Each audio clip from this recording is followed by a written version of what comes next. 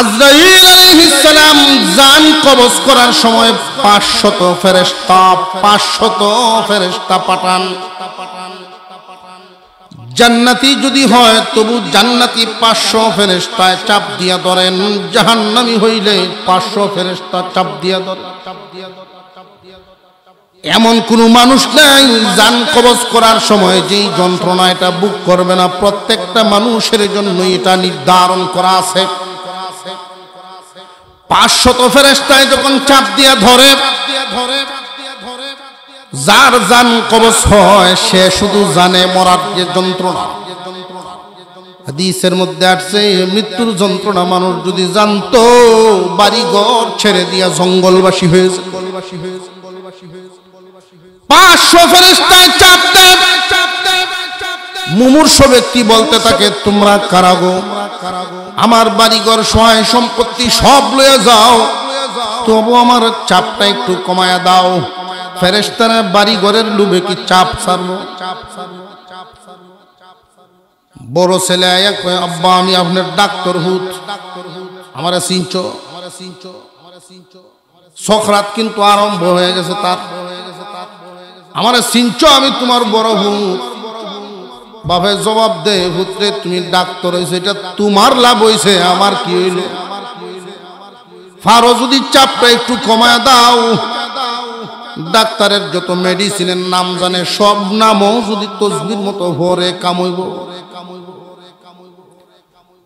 Engineer ভূত আইছে, আব্বা আমি আপনার ইঞ্জিনিয়ার ভূত। বাবা তোমারে ইঞ্জিনিয়ার বানাইলাম, এটা তোমার কাম হইল, আমার কোন কামে লাগলো? কিছুক্ষণ পরেই মেসাব পোতায়া হাজির। বড় দুজনকে বলেন, ভাইজান আপনারা সাইটে গিয়া বসেন, আমি কুরআনুল কারীম তিলাওয়াত করব। কোরআন শরীফ পড়লে কি হইব? আল্লাহর পয়গম্বর হাদিসের মধ্যে বলেছেন, মুমূর্ষ ব্যক্তির পাশে যদি সূরা ইয়াসিন তিলাওয়াত করা হয়, সূরাতুল ইয়াসিন যদি কেউ তিলাওয়াত করেন, আল্লাহ রাব্বুল আলামিন তার মৃত্যুর যন্ত্রণা হালকা করে দেন।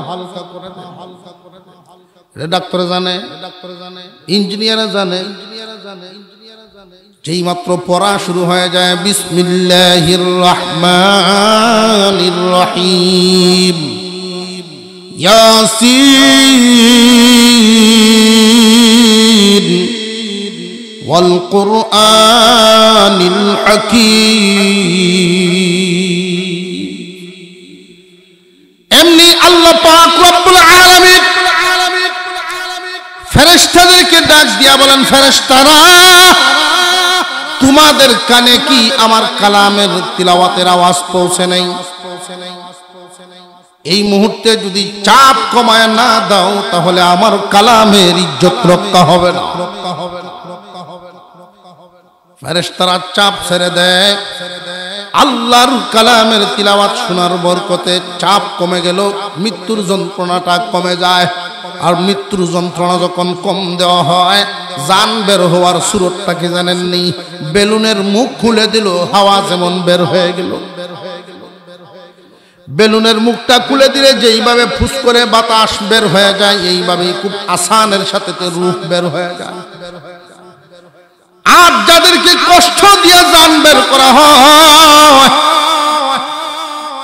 উদাহরণ দিয়ে বোঝানো হয়েছে তুলার একটা বস্তার ভিতরে চতুর্দিকে কাটা লাগানো এই রকম একটা ডাল বা রুহার রড যদি তুলা বস্তার ভিতরে ঢুকায় দেওয়া হয়, এই তুলার বস্তারে যদি আবার পানিতে চুবানো ভিজায় দেওয়া হয়, এই লোহার রডটা বের করতে যেই রকম কষ্ট হবে, চতুর্দিকে আবার কাটা কাটা লোহাটা, এটা বের করলে তুলা নিয়ে ছিঁড়ে যেইভাবে আসে এর চেয়ে বেশি কষ্ট দিয়া জান বের করা হয়।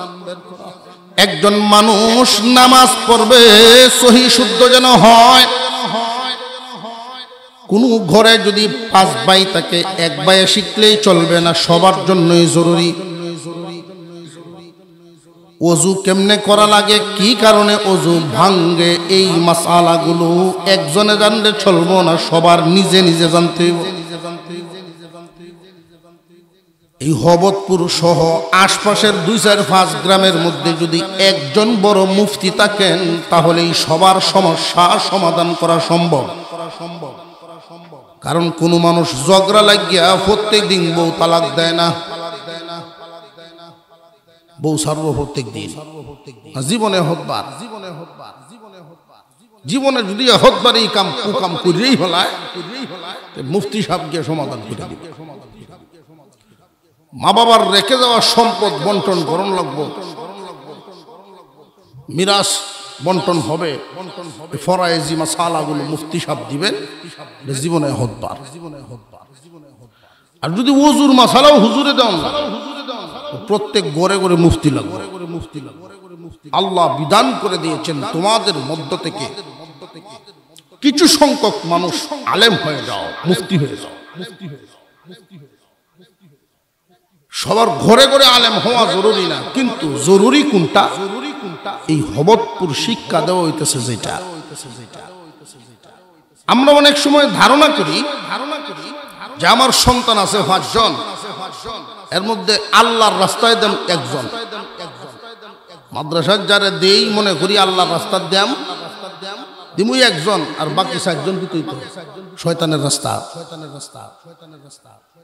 আমার কথাটা যদি আপনারা বুঝে থাকেন তাহলে বলেন, এই 5 জন ছেলে মেয়ের মধ্যে মাদ্রাসায় প্রথমে মাদ্রাসায় দিব কয়জন? কথাটা আমি বুঝাইতেই পারি না আপনাদের। কয়জন? 500 জন। কথা বুঝে আসতেছে? ওযু, গোসল, নামাজ, রোজা, কোরআন তেলাওয়াত এগুলো যদি আপনাদের মা বাবা আপনাদেরকে শিখাইতো প্রথমে, তাহলে মসজিদও গিয়া নিজের আর এখন অসহায় মনে হইতো না। মুসলমান না মানে, মুসলমান মানে প্রাথমিক জীবনে নামাজ পড়ুক আর না পড়ুক, রক্ত যখন ঠান্ডা হয় আর শরীরের বাপ যখন কমিয়ে তখন যায় নামাজের কথা এমনি মনে হয়। ঠিক না বেঠি? হয়তো ওয়াজে আগ জীবনে ধরে না, শেষ জীবনে ওয়াজ লাগে না, এমনি টুপি খুঁজে। ঠিক না বেঠি?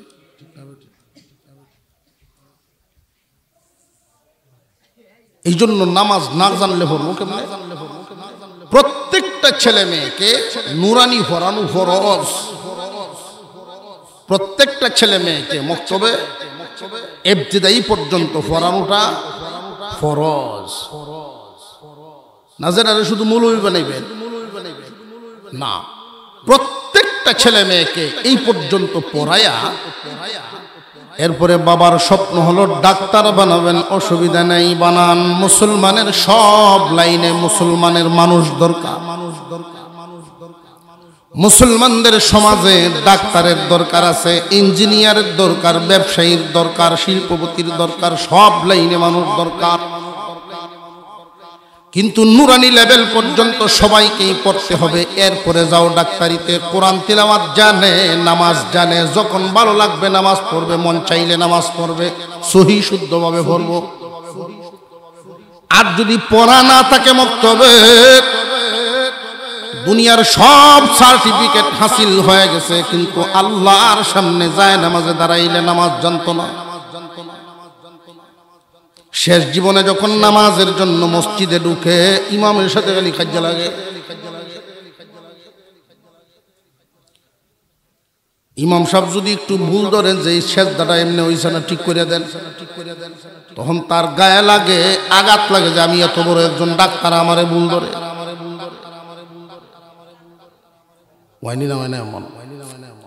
ছেলে হোক আর মেয়ে হোক, প্রত্যেককেই যদি এই প্রাথমিক শিক্ষাটা দিতে পারেন, আপনারও লাভ, বাচ্চারও লাভ।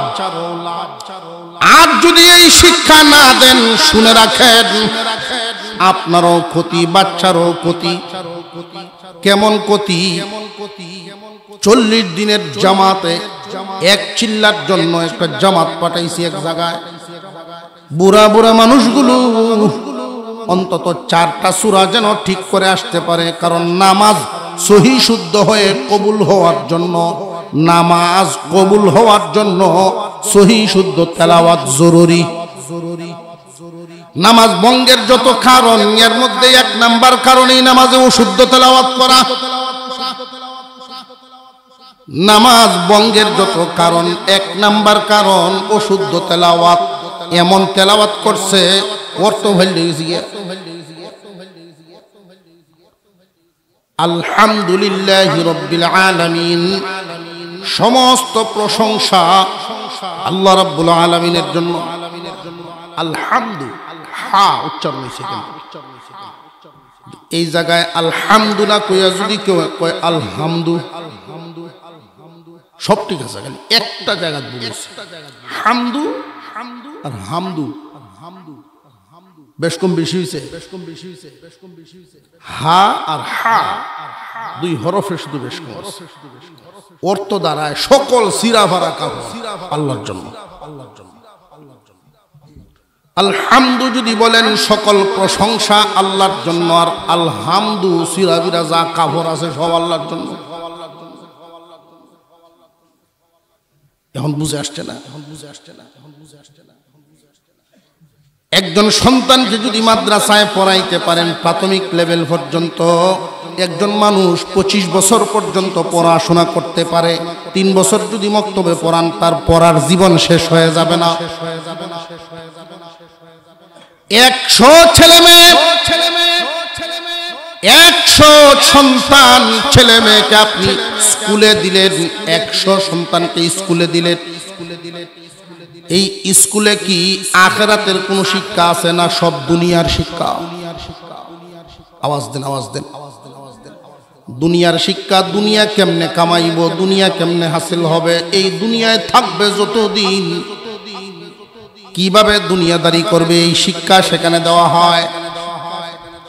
কিন্তু আখিরাতের শিক্ষা দেওয়া হয় মাদ্রাসায়। এই দুই জায়গার ব্যবধানটা খুব ভালো করে মনে রাখবেন। আখিরাত শিক্ষা দেওয়া হয় আখিরাত শিক্ষার জন্য। মাদ্রাসায় যে ভর্তি করলেন একটা বাচ্চাকে, 3 বছর পড়লে কি তার শিক্ষা জীবন শেষ নাকি রইল? 100 সন্তানকে মাদ্রাসায় না পড়ায় এই হবরপুরের 100 ছাত্র ছাত্রী মাদ্রাসায় না দিয়া সরাসরি দিলেন প্রাইমারিতে। এই 100 ছেলে মেয়ে ক্লাস 8 পর্যন্ত গিয়া 100ই থাকবো না কিছু হইল জর্ব, কিছু হইল ধরলেন 20 জনেই কমে গেল, 8-এ গিয়া 80 তাইল। এই 8 পর্যন্ত যাওয়ার পর থেকে নিয়ে মেট্রিক পর্যন্ত, এর ভিতরেও দেখবেন মেট্রিকও গিয়া 100 যে ছিল 20 তো 8ই শেষ, মেট্রিকও গিয়া আরো 20 জন শেষ। ওদেরকে কিন্তু একসাথে আমরা দিয়েছিলাম দুনিয়া কামানোর জন্য, দুনিয়ার শিক্ষা হাসিল করার জন্য রওনা দিল 100। মেট্রিক পর্যন্ত গিয়া রইল কয়জন? 70, 30 বাতিল। মেট্রিক পাশ করলেই বাংলাদেশে সরকারি কোনো চাকরি মিলে, ভালো চাকরি মিলে। ডিগ্রি পর্যন্ত যাইতে যাইতে দেখবেন জড়তে জড়তে 10 জন যাইতে পারে ডিগ্রি পর্যন্ত, বাকি 90 জনই রাস্তায় আটকে যায়। ঠিক না বেটে? এই যে 10 জন গেল, 10 জনের কি সরকারি চাকরি হইব বললে আসানি? আপনারা ভাবে বোঝা যায় হইব, গরু আদে যাইব চাকরি। এই 10 জনের মধ্যে একজনের হইতে পারে, এমনে না 1 থেকে ওই পর্যন্ত বাপের পড়াইছে, যেই পরিমাণ পয়সা খরচ হইছে, আরো এতগুলি টাকা বাবার বড় ক্ষেতটা বেচছে একসাথে দেওয়ান লাগবো, তখন হইব। এছাড়া বাকি 99 জন ব্যর্থ হয়ে গেল, একজন সফল দুনিয়া কামায়। এখন এই 100 জন মাদ্রাসা না পড়িয়া শুধু স্কুলে পড়ার কারণে একমুখী শিক্ষা পাইল। একমুখী শিক্ষিত হওয়ার কারণে এখন দেখেন তার আখিরাত কামানোর হালতটা একটু দেখি। এই 100 জন একজনও কিন্তু মাদ্রাসার জীবনেও কোনো গার্জেনে দেয় নাই। এই 100 জনই যখন মসজিদে যাবে নামাজ পড়ার জন্য, যায় নামাজে দাঁড়াবে, জানবো কিছু? কোন জায়গাত কি করা লাগবে মাসামাসাইল জানতো না। তাহলে দুনিয়াও গেল আখিরাতও 99 কিন্তু দুনিয়া পাইছে না, একজনে মাত্র পাইছে টাকা পয়সা দিয়া। এই যে 99 জন একমুখী শিক্ষা হাসিল করার জন্য দেওয়ার কারণে তারা ইহকালও হারাইল, পরকালও হারাইল। আর যদি এই সন্তানগুলোকে নুরানি লেভেল পর্যন্ত শিক্ষা দিয়া, নুরানি পর্যন্ত শিক্ষা দিয়া তারপরে প্রাইমারিতে নিয়ে তৃতীয় ভর্তি করে দেন, অনেক স্কুল শিক্ষিত মানুষ বা মাদ্রাসা স্কুলের চাকরিজীবী যারা আছেন সরকারি লোক, তারা প্রশ্ন করতে পারেন, হুজুর আপনি কিন্তু প্রাইমারির বিরুদ্ধে ওয়াজ শুরু করছেন, আমরা বুঝে লাইছি। প্রাইমারি শিক্ষার বিরোধী আমরা নই, সরকারের বিরোধী আমরা নই। এই দেশের সরকার মুসলমানের ট্যাক্সে দেশ চালায়। সরকার যদি মুসলমানদের দরদি হইতো, ইসলামের দরদি হইতো, তাহলে শিক্ষা ব্যবস্থাটাই এমন ভাবে তারা কারু কলম চালাইতো, প্রাইমারিতেই কোরআন শিক্ষার ব্যবস্থা থাকতো, কারণ মুসলমান বেশি। ক্লাস 1 থেকে 5 পর্যন্ত পড়াশোনার সাথে সাথে কোরআন শিক্ষাও হয়ে যাইতো, এই আলাদা মাদ্রাসা লাগলো না। সরকার যেহেতু করে না, এই জন্য আমাদের নিজেদের পয়সা দিয়ে এই মাদ্রাসাগুলো করা লাগে। কেন? আমার সন্তানকে নামাজ শিখানোর জন্য, আমার সন্তানকে কোরআন শিখানোর জন্য। আমার সন্তান, আমি একজন মুসলমান, আমার সন্তানকে আগে মুসলমান বানাতে হবে। আমরা বিশ্বাস করি আমাদের ভবিষ্যৎ 2 প্রকার, মুসলমানের ভবিষ্যৎ 1 প্রকার নয়। মুসলমানের ভবিষ্যৎ 2 ভাগে বিভক্ত, একটা ইহকালীন, একটা পরকালীন। এই ইহকালের ভবিষ্যতের চিন্তাও করতে হবে, পরকালের ভবিষ্যতের চিন্তাও করতে হবে। মুসলমানের সন্তানরা শুধু ইহকাল কামানো শিখলে চলবে না। সন্তানকে আমরা শিক্ষিত কেন করি? দুনিয়াতে যেন সে চলতে পারে, কোনো জায়গায় না আটকে। ব্যবসা যদি করে শিক্ষার দরকার, এজন্য তারে পড়াই, হিসাব নিকাশ ঠিক রাখার জন্য। গৃহস্থীও যদি একজন মানুষ শিক্ষিত হয়ে গৃহস্থিটা করে, সেও অন্তত মেডিসিন আনলে, ওষুধ আনলে, সার আনলে প্যাকেটের গায়ে কি লেখা এটা দেখতে তো পারবো। একজন মানুষ শিক্ষিত হয় দুনিয়া কামানোর জন্য, মাদ্রাসায় পড়ে পরকাল কামানো শিকার জন্য। মুসলমানের ভবিষ্যৎ যেহেতু 2 প্রকার, ইহকাল এবং পরকাল, এই জন্য আমার আপনার সন্তানকে একমুখী শিক্ষা দিলে চলবে না, দ্বিমুখী শিক্ষা দেওয়া লাগবে। ইহকালও পড়াইতে হবে, পরকালও পড়াইতে হবে। ইহকাল অন্তত 3 বছর, অন্তত পরকালটা 3 বছর শিখায় দেন, ইহকাল 20 বছর শিখায় দেন, অসুবিধা নাই। এই 3-4 বছর যদি আপনি পরকালের শিক্ষা দিতে পারেন, আপনার সন্তান আপনার মরার পরে জানাজার নামাজটা কিভাবে পড়ানো লাগে এটা শিখে ফেলবো, নামাজ কেমনে পড়া লাগে এটা শিখে ফেলবে। আর যদি না পড়ান, তাহলে তার অবস্থাটা কি হবে জানেননি? ঈমান থাকবো না থাকতো না, এটা নিয়েই চিন্তা। কারণ শয়তান তার ভিতরে এমন ভাবে বসবাস শুরু করবে। আল্লাহর রাসূল বলেন, ক্বালান নবী সাল্লাল্লাহু আলাইহি ওয়াসাল্লাম, ইন্নাল্লাযী লাইসা ফী জাওফিহি শাইউম মিনাল কুরআন কাল বাইতিল খরিব, যার ভিতরে কোরআনের নূর নাই, কোরআন নাই, তার ভিতরটা হলো ওই মানুষের ভিতরটা, ঘর আছে মানুষ নাই, মানুষ বসবাস করে না, ওই ঘরের মতো। বিরান ঘর, জনমানবহীন ঘরের মতো। ঘর আছে ঠিক, কিন্তু দরজা খোলা হয় না, আলো দেওয়া হয় না। 10 বছর পরে যদি এই ঘরের দরজাটা খুলেন, দেখবেন কত ধরনের প্রাণীরা বসবাস শুরু করছে। ঠিক তেমনি ভাবে একজন মানুষের ভিতরে যদি কোরআনের নূর না থাকে, ওই মানুষটার ভিতরেও শয়তান একবার এক এক সুরতে এসে বসবাস শুরু করে, তারে ধোঁকা দেয়, ঈমান হারা করতে চায়। এই জন্য সন্তানের ভবিষ্যৎ যদি করতে চান, সম্মানী যদি তারে বানাইতে চান, সম্মান আসলে কোন জায়গায় এইটাই আমরা বুঝি না। মুসলমান ইমানদার ভাইরা আমার, এই দুনিয়ার জমিন চিরস্থায়ী না ক্ষণস্থায়ী। এই ক্ষণস্থায়ী জিন্দেগি শিক্ষা দিলে সন্তানকে শ্রেষ্ঠ শিক্ষা হবে না।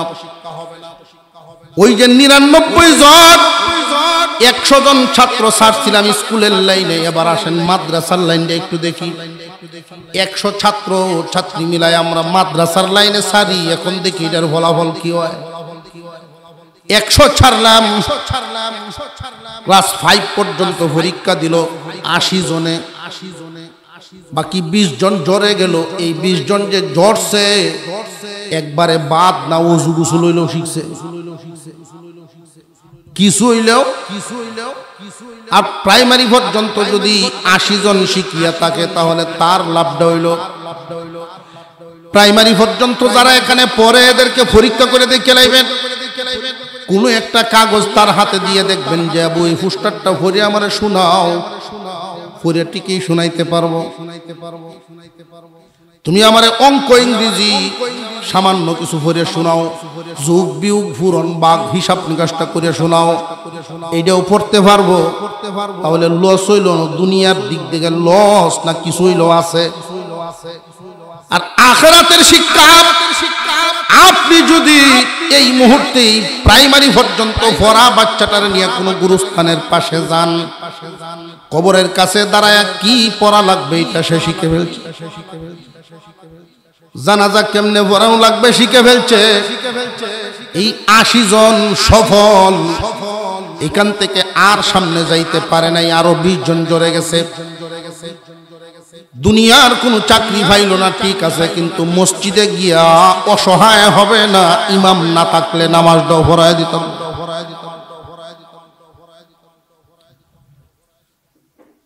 আমরা এখানে যারা আছি এই বুঝটুকু যদি নিয়ে যাইতে পারেন বাড়িতে, এটাই আল্লাহ আমার দেন। প্রত্যেকটারে প্রথমে আগে ইসলামী শিক্ষাটা 2-3 বছর দিয়া এরপরে আমি অন্য, আর নইলে এই যে ওয়াজ শুরু করছি আমরা, আমার ওয়াজের বয়স 14 বছর, জুতা ছুরি বন্ধ হয় না। দিন যত যায় সুদ খালি বাড়ে। চিন্তা করে দেখলাম যে আল্লাহর রাসূল যে বলছেন, যার মধ্যে কোরআনের শিক্ষা নাই,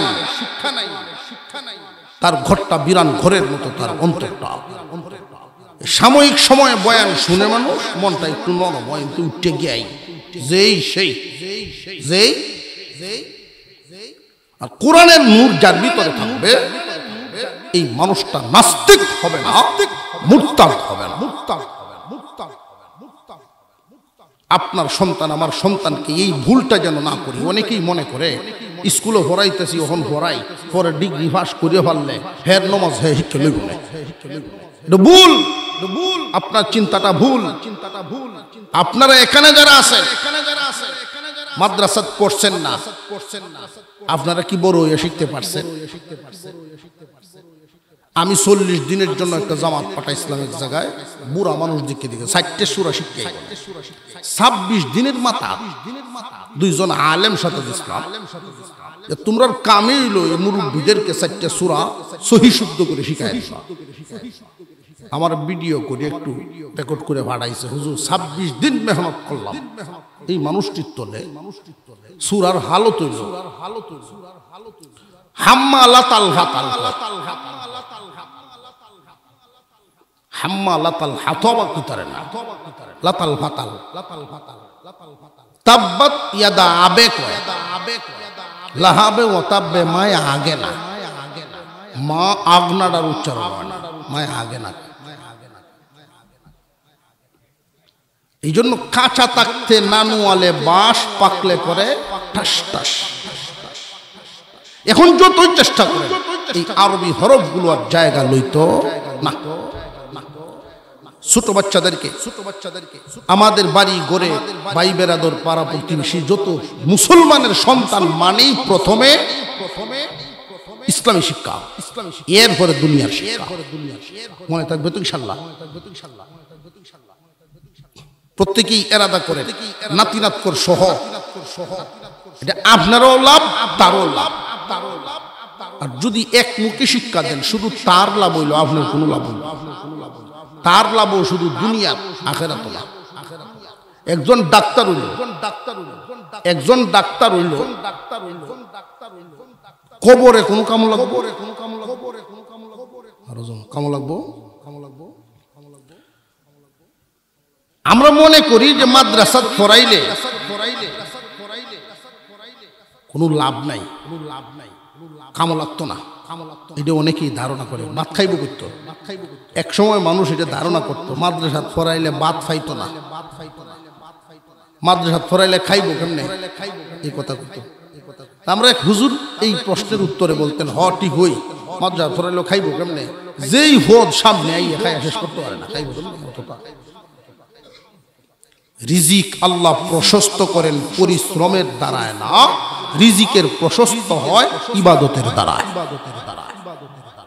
রিজিক প্রশস্ত হয়, আল্লাহ রিজিক বৃদ্ধি করে দেন আল্লাহর রাজি খুশির মাধ্যমে, এবং মানুষের রিজিক জমিনে না, মানুষের রিজিকের ফয়সালা হয় আসমানে। অফিস সামাই রিজকুকুম, তোমাদের রিজিক আসমানে, জমিনে না। জমিনে তালাশ করে লাভ নাই। ইতিহাস থেকে আমরা যা জানতে পারি সেটা হলো ইতিহাসের প্রমাণ।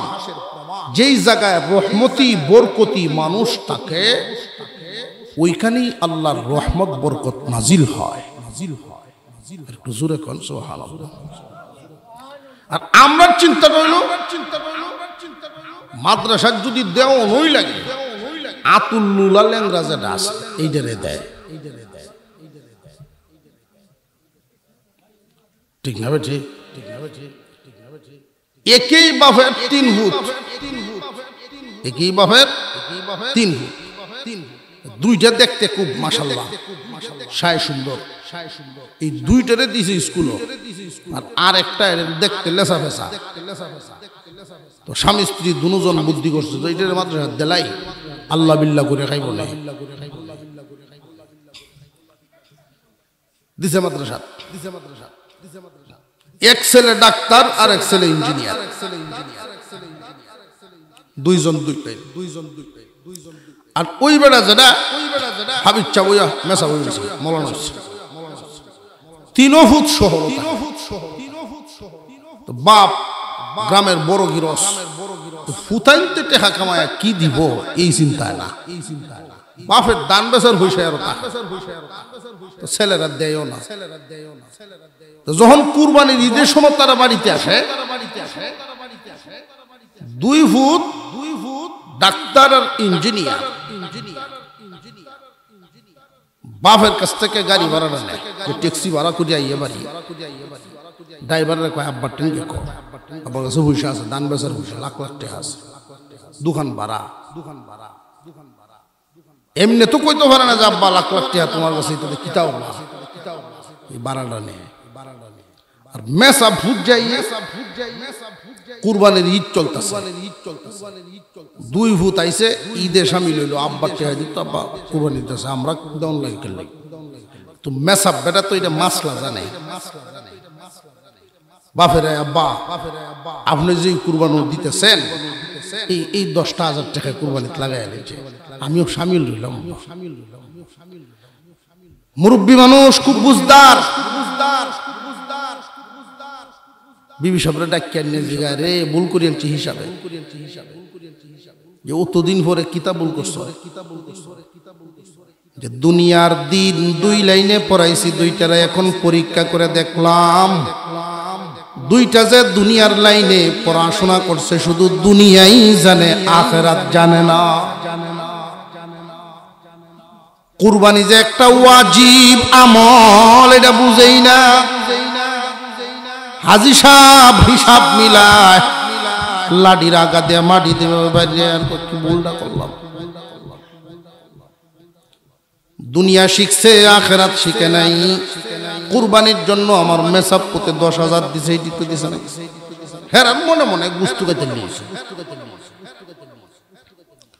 মুসলমান ইমানদার ভাইরা আমার,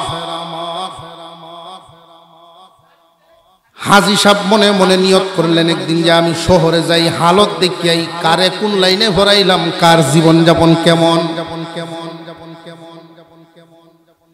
ডাক্তার সাহেবের বাসাত গেছে, ডাক্তারের বাসায় ডাক্তারের বাসায় গিয়ে দেখেন তার বাসার সামনে একটা খালি জায়গা ছিল, সাইনবোর্ড লাগানো, জমি বিক্রি হবে।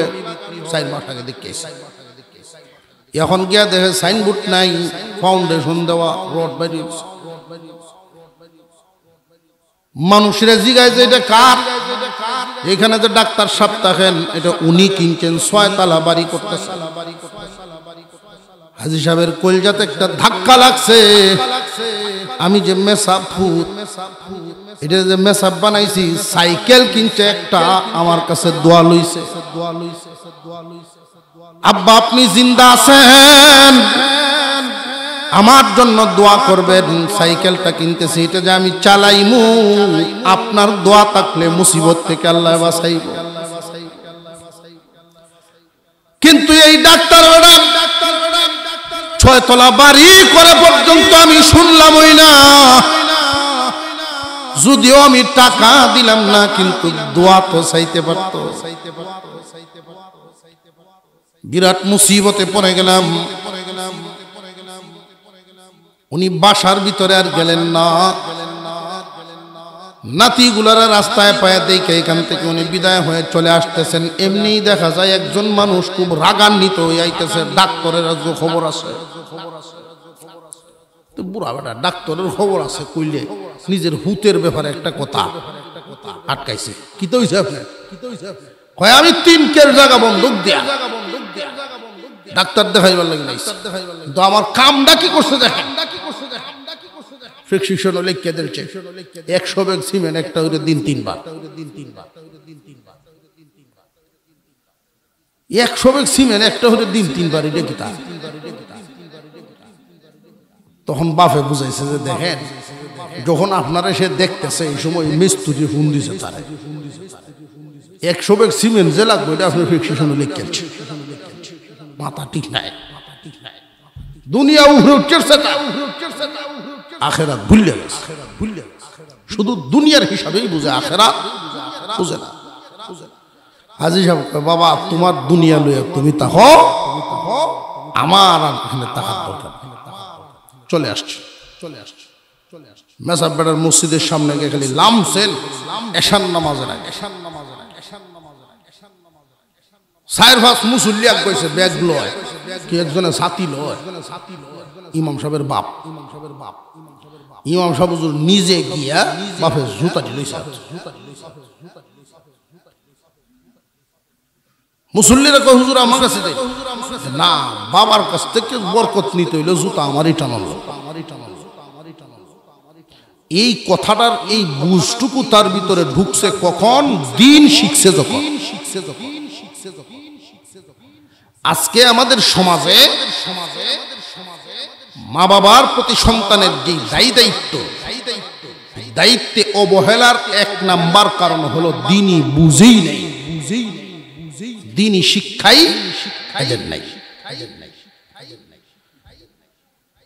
কোন বাবায় যদি দুনিয়ার জমিন থেকে বিদায় হওয়ার সময় আজরাইল আলাইহিস সালাম জান কবজ করার সময় 500 ফেরেশতা পাঠান। জান্নাতি যদি হয় তবু জান্নাতি 500 ফেরেশতায় চাপ দিয়া ধরেন, জাহান্নামী হইলে 500 ফেরেশতা চাপ দিয়া ধরে। এমন কোন মানুষ নাই জান কবজ করার সময় যেই যন্ত্রণা এটা বুক করবে না। প্রত্যেকটা মানুষের জন্য এটা নির্ধারণ করা আছে। 500 ফেরেশতায় যখন চাপ দিয়া ধরে, যার জান কবজ হয় সে শুধু জানে মরার যে যন্ত্রণা। হাদিসের মধ্যে আসছে মৃত্যুর যন্ত্রণা মানুষ যদি জানতো বাড়ি ঘর ছেড়ে দিয়া জঙ্গলবাসী হয়ে যেত। 500 ফেরেশতায় চাপ দেয়। মুমূর্ষ ব্যক্তি বলতে থাকে তোমরা কারা গো? আমার বাড়িঘর সহায় সম্পত্তি সব লয়ে যাও, তবু আমার চাপটা একটু কমায়া দাও। ফেরেশতারা বাড়ি ঘরের লোভে কি চাপ ছাড়বো? বড় ছেলে আয়া কয় আব্বা আমি আপনার ডাক্তার হুত, আমারে চিনছো? সখরাত কিন্তু আরম্ভ হয়ে গেছে তার।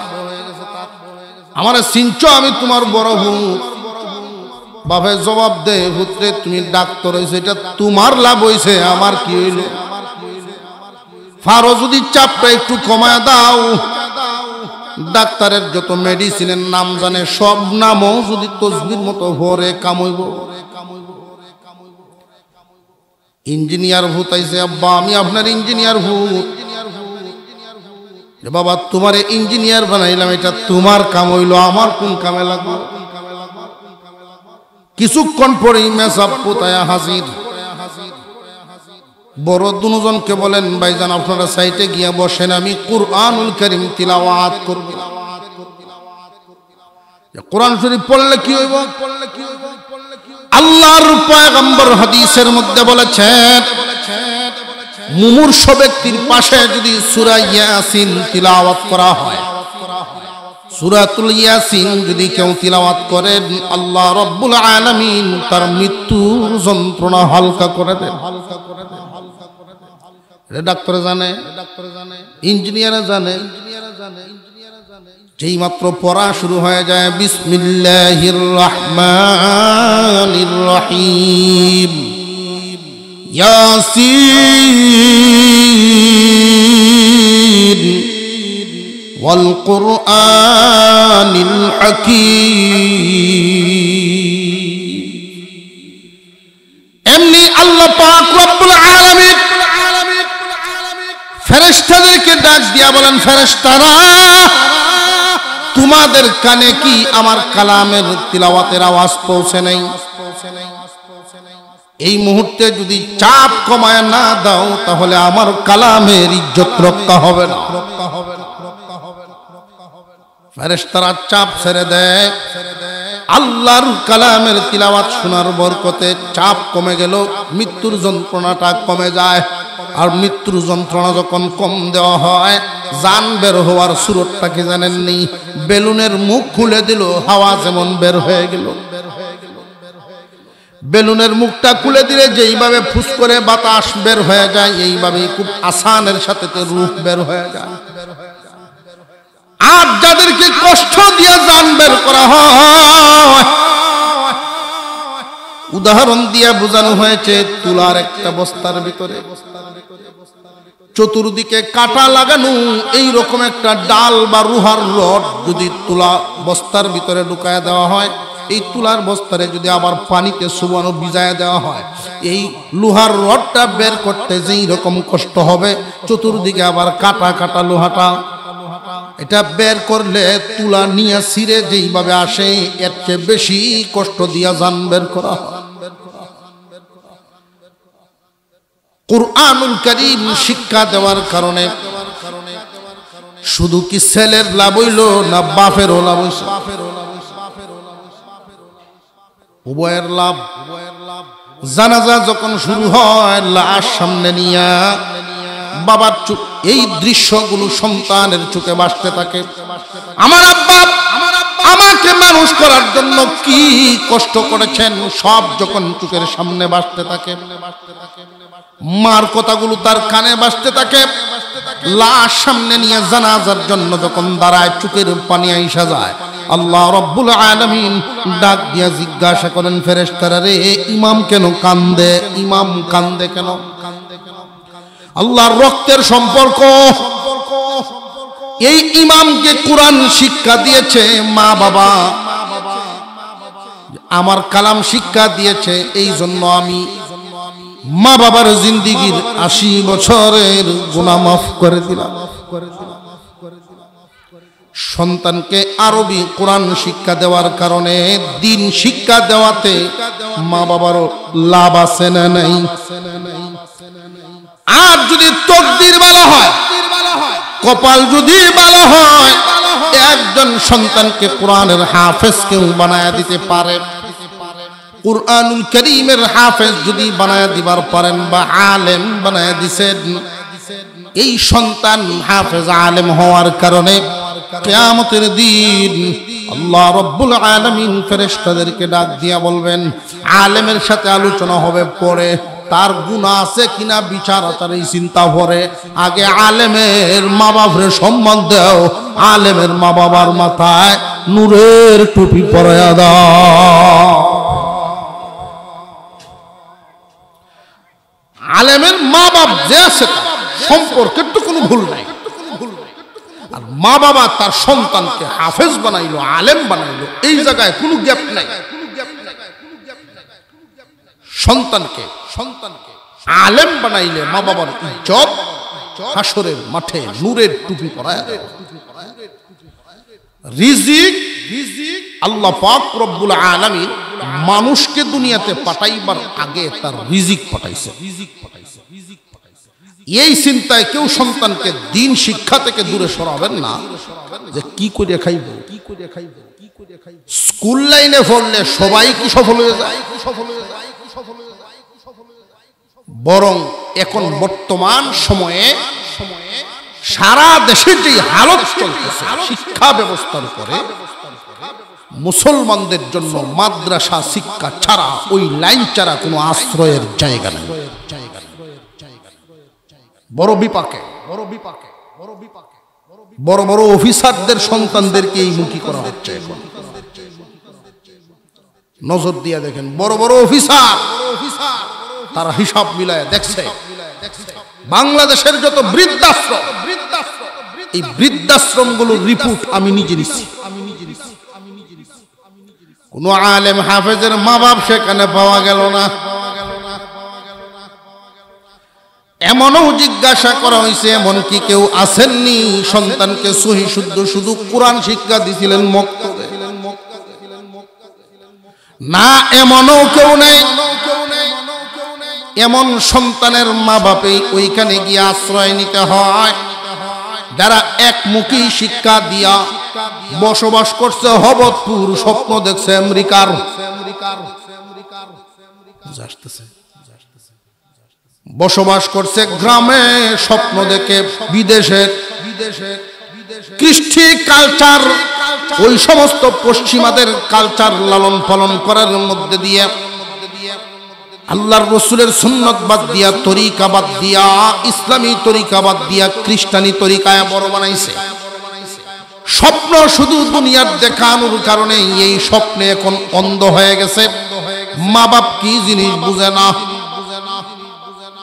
স্বামী স্ত্রী একসাথে জীবন যাপন শুরু করে, ভালো কথা, কিন্তু যেই পরিবারে মা বাপ থাকে, মা বাবার খেদমতের যদি কমতি হইয়া যায়, মা বাপ তো এমন এক দৌলতের নাম, এটা স্কুল লাইনে বুঝাইতো না, মাদ্রাসার লাইনেই বুঝাইতো। মাদ্রাসা শিক্ষার দিন যদি তার ভিতরে ঢুকিয়া যায়, দিন শিক্ষা ঢুকিয়া যায়, মা বাপ কি জিনিস, তাদের কদর প্রয়োজন কি পরিমাণ, এটা তারা বুঝবে। স্কুল লাইনে শুধু পড়াইলে এটা বুঝবে না। দুনিয়ার ধান্দায় মানুষ অন্ধ হইয়া যায়। আমি একজন আল্লাহওয়ালার একটা কথা শুনাই আলোচনা শেষের দিকে চলে যাবে। দেওবন্দ মাদ্রাসার পড়াশোনা করে এসে বড় আলেম ছিলেন আল্লামা হুসাইন আহমদ মাদানী রহমতুল্লাহি আলাইহি এর সাথী ভাই, আমাদের এলাকার আল্লামা মুবারক আলী সাহেব রহমতুল্লাহি আলাইহি, উনার ছেলে আবুল কালাম সাহেবকেও পাঠাইছে। দেওবন্দ থেকে পড়াশোনা করায় নিয়ে আসছেন। ছেলেও দেওবন্দের আলেম, বাহু দেওবন্দের। তো ছেলেকে আইনাই উনি ভাবলেন যে মাদ্রাসার শিক্ষায়, মাদ্রাসায় চাকরি করো আর মসজিদে খেদমত করো, আগে তোমারে আমি বাবায় তোমার একটা বিয়ে করায় দিই, ভালো একটা ঘর দিকে বিয়ে করায় দিচ্ছে।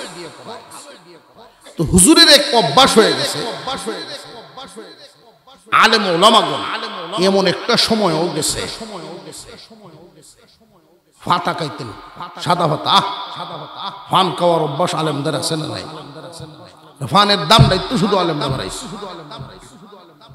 এই দুশ হাজার আমরা ফানের দাম না আমরা বাড়াইলাম, কাপড়ের দাম খেলা বাড়াইছি। পান খাওয়া ওলামায়ে কেরামের এক অভ্যাস। হুজুরও খুব বেশি পান খাইতেন, বেশি ছেলে। বিয়ার দিন বড় ফান নাই, ফান যাদের খায়া অভ্যাস, এটা বুঝাই কেমন আপনারা? যেই লোক দিনও 3 প্যাকেট বিড়ি খায়, হে বুঝে রোজার দিন কারে কয়। ঠিক না? ঠিক। 3 প্যাকেট বিড়ি লাগে একদিনে রাইতে, হেনে বুঝে রোজার দিন কি জিনিস। তো উনিও নিজের বিয়ার দিন বেড়া ফান কই ভাইব, কাটেন চাইব, নিজে জামাই মানুষ। তো রাত্রে আর সহ্য হইছে না, বিবি সাহেবরে গরো থইয়াই বাসর রাত, বিবি সাহেবরে গরো থইয়া তুমি একটু বউ, আমি বড় শাশির কাছ থেকে একটু ফান খাইয়াই। তো উনি গেছেন গে ফান আনতে, তখন তো বিদ্যুৎ ছিল না, কুফি বাতি, দরজা একটু ফাঁক, দাদা হুজুর দেখে লাইছে। ঘটনা কি, বৌমা একলা গরো, উনি লাডি দিয়ে ভরতে ভরতে আইছে না, দেখেন বৌমা একলা, কেউ বৌমা বলন সব কই, ফুতের হুতা জিগায়, উনি একটু পান খাইবেন কয়ে বেরিয়েছে। বৌমার সামনে কিছু বলেন নাই, অন্য মানুষ হইলে তো বৌমার সামনে গাইলার বলে দিল, তখন বৌমার কাছে ছেলের ইজ্জত কমে যাইত। এই শিক্ষাটাও বাপের আছে। বৌমার সামনে কিছু বলেন না, ঠিক আছে মা তুমি বসো, উনি লাডি খান লইয়া উড়ানোকে বসে, আর ভূত ফান একটু মুহ সাবাইতে সাবাইতে আইছে, আর এক হাত সাদা ভাতা আর এক হাত ফান সুবারি, যেই মাত্র উঠানের ভিতরে ঢুকছেন, শুধু দাদা হুজুরে যে আবুল কালাম দাঁড়ায় গেছে, আব্বা আপনি কই গেছলা,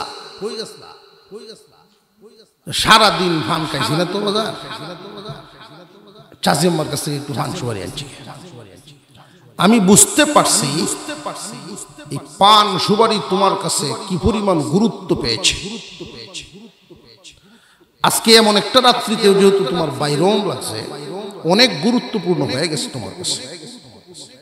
আমি এই মুহূর্ত থেকে তোমার উপরে হারাম করলাম। কোরআন শরীফে কি হারাম আছে? আল্লাহ কি হারাম করছে? বাবা এই মুহূর্তে হারাম করছে। মাদ্রাসা শিক্ষায় শিক্ষিত হওয়ার কারণে উনি জানেন বাবার হুকুমটার ওয়েট কত, ওজন কত। আল্লাহর বিধানের একজন পুরুষের জন্য মা বাবার হুকুম মানা ফরজ। নফল সুন্নত না ফরজ? আরো জোরে কর, ফরজ। আল্লাহর হুকুমের পরে মা বাবার হুকুম মানা সন্তানের উপরে ফরজ, পুরুষ জাতির জন্য। আর নারী জাতির জন্য আল্লাহর হুকুমের পরে স্বামীর হুকুম মানা ফরজ। দুইটা লাইন। নারীদের জন্য আল্লাহর হরে কে? আস্তে কোন বাড়ি থুন গেলবো। স্বামীর হুকুম মানা ফরজ নারীদের জন্য। একজন বাবা হিসাবে মেয়েকেই তালিম দিবেন, ভাই হিসাবে বোনকেই কথাটা জানায় দিবেন। এই কথাটা জেনে যদি আপনার ঘর থেকে স্বামীর ঘরে যায় আর সেই অনুযায়ী চলে, আপনার বোনটা সুখী হবে। এই কথাটা যখন মেয়েরা ভুলে যায়, স্বামীর সাথে তর্কে জড়ায়। উনি তো জানেন বাবার হুকুমটার ওয়েট, ওজন কত। এই যে হাতে সাদা সুপারি ছিল, যেই মাত্র দাদা হুজুর বলছেন তোমার উপরে হারাম করলাম, সাথে সাথে হাতটা উল্টায় গেছে, ফলাই দিচ্ছে। এরপরে কোন অনুষ্ঠানে আলেম উলামারা একসাথে বসলে পানের বাটাটা আছে, ওনার সামনে অন্যরা খাইতেছে, উনি ধরেন না। অথচ কি পরিমাণ ওনার এটার প্রতি তো লোভ ছিল, এটার প্রতি কি পরিমাণ আসক্ত ছিলেন।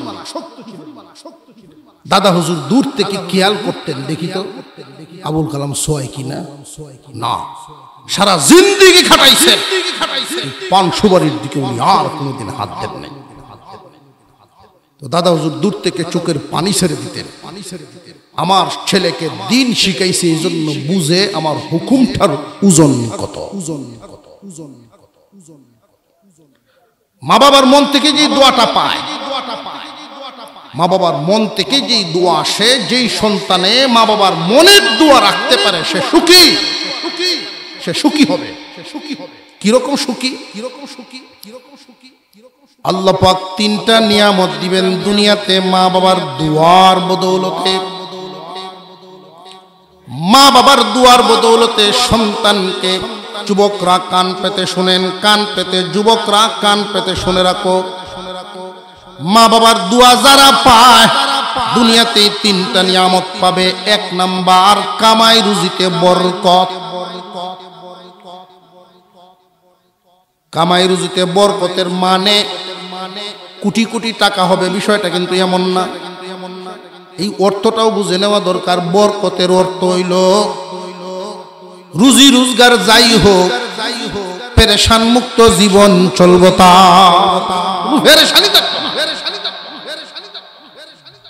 5 লাখ টাকাও যদি মাসে কামায়, আর তার এমন এক হালতে আল্লাহ ফালায় রাখছে 6 লাখ লাগে মাসে। আর যদি 10,000 টাকাও মাসে ইনকাম হয়, মাস চলার পরেও দেখা যায় 1000 ভহেড রয়েছে। কেমনে চলে খুব সহজেই বুঝবেন। মা বাবার দোয়া নাই এমন একজন মানুষ মাসও 3 লাখ টাকা কামায়। তার অসুখ হইলে ডাক্তার কি সুনামগঞ্জ দেখাইব না সিলেট বা ঢাকা যাইব? 3 লাখ টাকা ইনকাম মাসও। চেহারা একটা ঠেলা আছে না, সিলেট নইলে স্কয়ার বারডেমে ডাক্তার দেখায়া বিল কিলাইছে তার 1.5 লাখ খরচ হয়েছে, ভালো হয়ে গেছে। আর মা বাবার দুয়া আছে এমন একজন লোকের সেম রোগ হয়েছে, বেটার ইনকাম 10,000 মাস। এই বেটা কি ঢাকার স্বপ্ন দেখল? সুনামগঞ্জ গেছে ডাক্তার, বড় ফার্মেসি। মা বাবার দুয়া যার সাথে হয় আল্লাহর রহমতও তার সাথে হয়। আর আল্লাহর রহমত যখন কারোর সাথে হয়, দুনিয়ার মাখলুক, দুনিয়ার সকল মাখলুক তাকে ভালোবাসে।